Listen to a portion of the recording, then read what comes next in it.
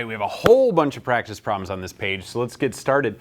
So number one, the key idea here is we have an angled force, meaning I need to find the component that's parallel with the displacement in order to find that work in. And so I start with that work kinetic energy theorem. I'm left with just work in equals kinetic energy 2. Find the parallel component, which is going to be our 10 cosine of 20, times the displacement will find you that amount of kinetic energy.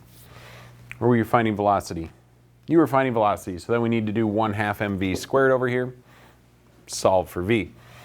Second one, all right, so we're starting to get a little more complicated. We bring friction into the picture. Remember when we're doing work done by friction, these have directions, so I need to have a negative sign on that force of friction because it's pointing opposite the direction of my displacement.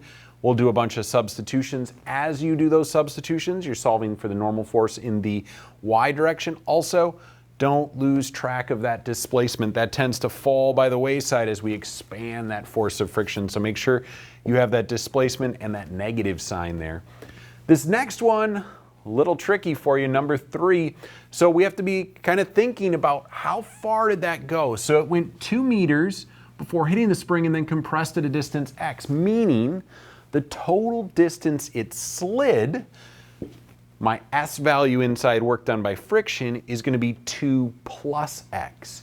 And so what you're going to end up with is you're going to end up with a quadratic when you go ahead and solve this question, because you're going to have an x squared term in here, an x term, and then a couple terms without x. So go ahead and either use solver, or if you get it in more of the polynomial format, you can use polysimult 2.